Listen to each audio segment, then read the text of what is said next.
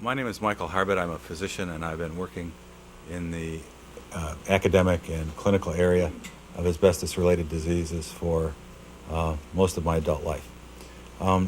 The brief presentation I have this morning describes our approach to diagnosing and treating asbestos-related diseases at Karmanos Cancer Institute. We're really fairly unique and special in much of our approach, if I say so myself, but we have a very high expectation and a very high clinical performance on finding asbestos-related diseases, which are high-risk malignancy or asbestos-related malignancies, quite early. And I want to describe that to you. I did describe some of this in my paper in the American Thoracic Society Journal and some in the American Journal of Industrial Medicine. But there are many of you who don't read those periodicals regularly, so I wanted to go over it with you today. And for those who are physicians, maybe raise a thought that you might want to consider. First, let me state, because of the contentious nature of any discussion about asbestos that involves a physician, I have no conflicts of interest to state. In the period greater than the last 10 years, I have accepted no money from plaintiffs' attorneys or defense attorneys for asbestos work. Another thing I want to take a minute to explain to you is our approach is a medical approach. In the asbestos field of endeavors, both scientifically and intellectually and medically, and much of this work has been shaped by the legal process. You saw that in the 1920s, as insurance company medical directors whose vested interest was in preserving insurance company assets that were telling doctors how to diagnose and how to treat these illnesses. Now, that advanced to this mass tort litigation aspect that we see occurring in the 1980s, where I actually saw a videotape of a national tort litigation lawyer who said, "Oh, this asbestos litigation will make you all a ton of money." And interestingly enough, a cottage industry of doctors has popped up around asbestos litigation, and we basically have to deal with them because you can't get a settlement unless you get one of them to say your patient has asbestos disease. Now, this overall perspective that has been shaped in American society by legal and political forces that defines asbestos-related diseases on the basis of what can win or what can lose in court, rather than what will save a life, what will preserve a family, what will cause someone to breathe more easily for an extended period of time, is part of the challenge that the medical community faces in the 21st century. So, firstly, what is an asbestos-related disease? It's a disease caused by asbestos. What is asbestos? It's a disease, it's a mineral that can cause an asbestos-related disease. It sounds sort of circular, and to some extent it is. But in a medical sense, when we find diseases such as pancreatitis, do we say, oh, you can't have pancreatitis because you're not a heavy drinker? Or you can't have pancreatitis because you don't have any gallstones plugging the ducts of your pancreas? No, you have pancreatitis. It's incumbent upon us as physicians to treat it. But when it comes to asbestos, it said, you can't have mesothelioma. You were exposed to the wrong fiber, based on our data. So what do you have? Well, legally, I guess you got nothing, but medically, you have a challenge for your physician. So when it comes to the asbestos diseases, we in this institution find it most useful to describe them as non-malignant. They're not non-malignant versus malignant, but non-malignant, which is by definition a high cancer risk disease, as a point on a continuum which may result in a malignancy. This includes subclinical disease considerations. In other words, like a melanoma, which, as you know, is a skin cancer. It can start as a little spot in the skin, which is visible only through magnification, but can be quite deadly if not removed in a fairly short period of time. So a subclinical disease means a disease that's not hurting you yet. Okay, so among the things that the asbestos fibers cause is pulmonary fibrosis. Pulmonary fibrosis is simply scarring of the lung caused by asbestos. How do you decide someone has pulmonary fibrosis? Well, if you look at it, and I plan on not invoking these legal examples much more, but I'm quite sure that everybody in this room has some concept of this. From a legal perspective, they say, well, you do a B reading. This is a particular kind of chest x-ray which is viewed by a radiologist or a physician who's passed the timed exam. To use a B reading in 2008 to decide if a person has asbestosis or not as the ultimate test is sort of like trying to win the Indy 500 and you're 53 DeSoto. It makes no sense. absolutely no sense. Now, the 53 DeSoto serves well to people who don't have to maintain it if they let it fall apart, but it doesn't serve well if you're the owner of it. So what do? We do a history, a physical, we do complete pulmonary function tests. These are tests where you sit inside of a box and there are sophisticated maneuvers done. The ability of the air to cross over the lung into the bloodstream is measured, and we get a much better picture of what's going on in the lung using this sort of approach. Now, we also do what's called a 6-minute hall walk. People can have normal chest x-rays and essentially normal pulmonary function tests. But when you put an oxygen meter and walk them down the hallway for 6 minutes, this is a standardized approach to this. This is not like something somebody just came up with. This is a 6-minute standardized approach. If the oxygen level drops, then you have to worry about asbestosis. We do a high-resolution CAT scan in favor of the chest x-ray. High-resolution CAT scans on the 64-slice machine are the state-of-the-art for diagnosing asbestosis right now. Now, 128 slices is better, but there aren't as many machines. This means is how good a resolution you get with the machine. It's like the difference between shooting with a Brownie or a 35 millimeter. I guess we don't use those anymore. But whatever is used now. So whatever is used now. Then we often also do echocardiograms. There's a phenomenon which Dr. Lemon talked about called enlargement of the right side of the heart. It's pulmonary hypertension, high blood pressure in the lungs. We normally don't think of this as an asbestos-related disease, but indeed it is, because the scarring in the lungs causes the blood pressure to go up, causes the right heart to fail, and people die. Now, physicians never used to talk about right heart failure or pulmonary hypertension much until the last few years. The reason being, there wasn't much we could do about it. But we do have medicines now. We have medicines which are very effective and can be absolutely life-saving.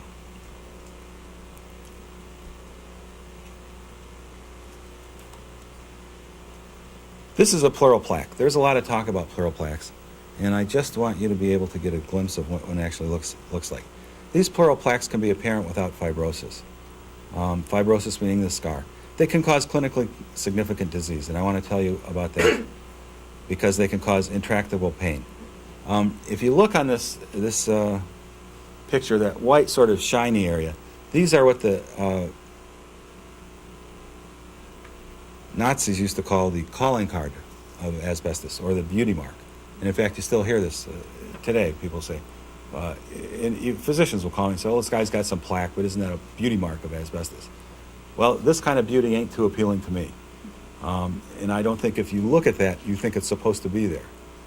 That's on a very rudimentary basis. On a scientific basis, it is indeed not supposed to be there. What happens is the asbestos fibers get to the space between the chest wall and the lung, and they cause the creation of these pleural plaques.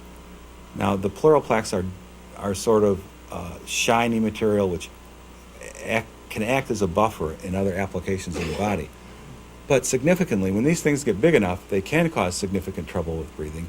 And even when they're small like this, they can cause intractable pleural pain. What is intractable pleural pain? It means this is not a cancer yet. A mesothelioma could grow from it, but the pain from these things is so bad that people have to be maintained on narcotics for their lifetimes. So it's a serious thing. There has been some discussion about mesothelioma, and Dr. Ruckteschall will discuss this in greater depth, but I want to give you a picture of what it looks like. This is mesothelioma, this covering on the lung. Okay, so mesothelioma, we know about 50% of the cases are diagnosed at death or after death, at autopsy. There's pretty good data that early aggressive diagnosis and treatment can prolong productive and good quality life. You know, mesothelioma, the average is still, when it is discovered before death, about a 6-month to 12-month survival period. And it's often a pretty tough survival period. But if this tumor is found early, there's great promise. Now, at Karmanos, we're working on 2 major tumor markers with our colleague at NYU, Dr. Pass, formerly of Karmanos. The SMRP, which is commercially known as the Mesomark. This is a test which has been FDA approved for humanitarian use to monitor the course and the success of mesothelioma treatment. It requires a physician to get qualified to use it. It's a very easy qualification. Even a guy who can't run a slideshow can qualify for it. So it's important that it be done periodically and can give an indicator to the oncologist on which treatment approaches to use. The osteopontin is another study that we did that is quite promising. But I think at this time, in use with the SMRP, frankly, it's more promising.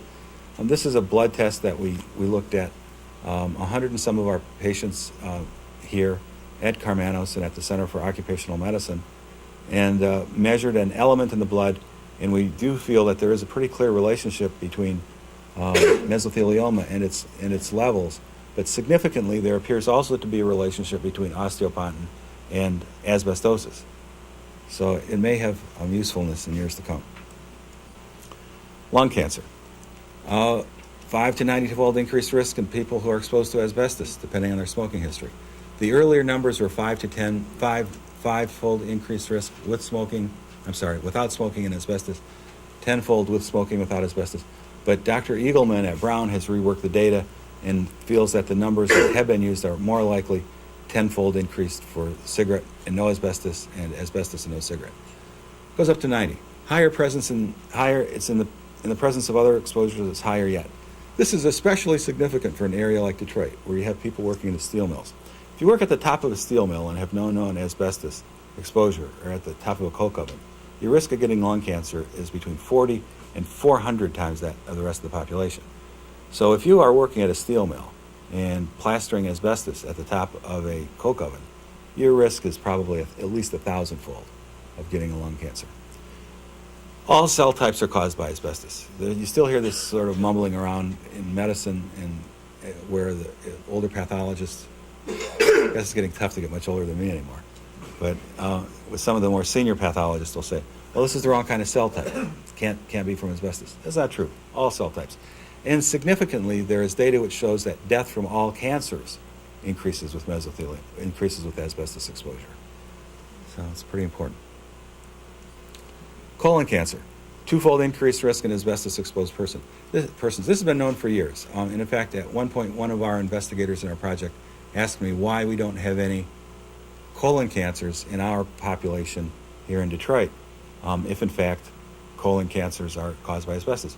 Well, the population we're looking at is the population that's been under the care of the appropriate medical team for the last 20 years. So we started doing colonoscopies on our patients about 1989, selectively. If you do, or your patients do have exposure to asbestos, they should be screened on the high-risk schedule. And also, parenthetically, we pick up a lot of kidney cancers. The kidney cancer data epidemiologically is not solid yet on asbestos. I think it is, because I've been seeing it for 20 years. But we pick up a lot of kidney cancers. So, what are our treatment approaches? We have an aggressive approach to that which can be treated. If you look at last year's tape, you'll see I talked about putting everybody on Montelukast, singular. This year I'm a little bit slower because 2 days ago their FDA warned us there may be psychological or psychiatric issues accompanying it. So that's not this year's recommendation. This year's recommendation is wait and see what happens. But that which can be treated, we do treat. We use aggressive diagnostics aimed toward early detection. If a patient comes in to see us and says, I get short of breath when I walk up a flight of stairs, and I worked in asbestos, or I lived in a vermiculite home, or I made brake shoes, or I did this or that with asbestos, we take that issue seriously. We do a complete physical exam, complete pulmonary function testing, and if there's an abnormality which will allow the insurance to cover it, we do high-resolution CAT scans, and if it doesn't, we explain to the patient what needs to be done. We do the 6-minute hall walk, we do the colonoscopies. We go looking for what we know epidemiologically and scientifically has a high likelihood of being there. There's also this issue about non-responsive fixed obstruction or restriction in the clinical practice of people with asbestos-related diseases. There has been a practice in general pulmonary medicine of not treating the lungs of people with asbestosis because there wasn't anything that was able to be done about it anyway. The data shows more and more that if you go looking for responsiveness of the airways, in other words, give the patient a couple of puffs of an inhaler, or give the patient one of the leukotriene blockade agents to help quiet the inflammation, you can improve quality of life and you can improve breathing. Also, you go looking for pulmonary hypertension. Physicians would do it in any patient without asbestosis, but the minute that asbestos buzzword comes up, the curtain comes down in many cases because the physician knows that it'll just be a matter of days before there's a process server. So that's just the reality of it. Okay, significantly and uniquely, at KCI we use the best of science, medicine, and epidemiology to chart the course and diagnosis of patients with asbestos exposure. These are high cancer risk patients by definition, because they are exposed to a carcinogen that they shouldn't be exposed to. When we find a suspicious lesion, patients are referred to the multidisciplinary clinic. This is actually very cool, and Dr. Ruckteschall will talk a bit about this in a minute. But when we follow patients along for courses of years, and we decide whether we're going to do regular high-resolution CAT scans, screening CAT scans, or sometimes chest x-rays, depending on the data, along with pulmonary function tests.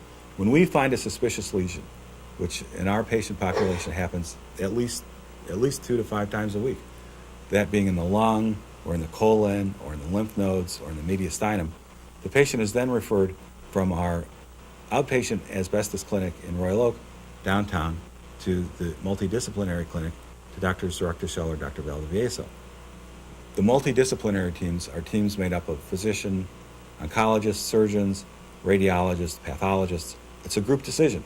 The data gets presented, the patient is looked at, and a course of treatment using all the disciplines is designed. That's why our patients do better, frankly. That's why our patients do better.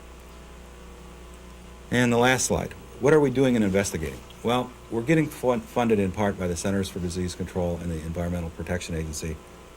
Let me thank not only representatives of those agencies, but all of you for paying your taxes, for helping support this effort. Among the things that we're doing with that funding is we're developing a schema through which high-resolution CAT scans can be usefully classified. For those of you who are regular readers of academic radiology, you may recall that I had a couple of letters published there a year ago describing how lousy the B reader system was and how wide open it was for error and fraud, downright fraud. There was some brouhaha in the legal and financial communities about how fraudulent B readers can be in B reading, but my experience is that it's awfully regularly fraudulent against the patient on the part of the company. So it's a bad system. It doesn't make any difference who it's benefiting. If it's bad, it's bad, and it really needs to be replaced by a more rational, up-to-date method.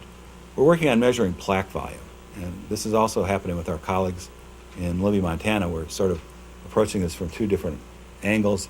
But plaque volume, those ugly things I showed you, as they get bigger, they may mean increased pain, they may mean increased risk of mesothelioma. We're not exactly sure because we don't have a way to measure those things right now without actually taking them out of someone. And we're short on volunteers for that. We're looking at asbestos in the attic. Our excellent colleague, Dr. Graff, is looking at how much asbestos is released from vermiculite in the attic when there's minimal disturbance to it. The EPA did some studies on 6 houses in Vermont some years ago, and that's where the science has ended right now.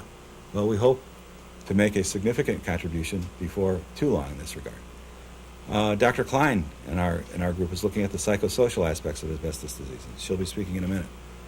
We've actually got the country's most complete database in terms of asbestos-related diseases. We have data going back to 1988 and pulmonary function tests every year with CAT scans. Certainly not the oldest database, but it's the most complete. We're looking at osteopontin and serum mesothelin related peptide, the mesomark test, and how we can use it to predict cancers earlier. And most importantly, we're saving, lengthening, and improving lives. And that's the thing we're proudest about. I talked as fast as I could to try and get this in. Forgive me. So I guess I'll have questions in a few minutes. But this is basically what we do. We think it's a good way to do it. We try to keep in mind that you first have to treat the disease. You have to make the patient better. And then if it's not chrysotile, but it's winchite, it doesn't really make a lot of difference to anybody except those who have to argue about it in a legal setting. For our patients' well-being and our patients' lives, we look at the reality of the disease and treat asbestos-related diseases and asbestos cancers as human diseases, not some political, not some legal, not some financial inconvenience. And that's what doctors are supposed to do, and that's what we'll keep doing. That's the end. Thanks.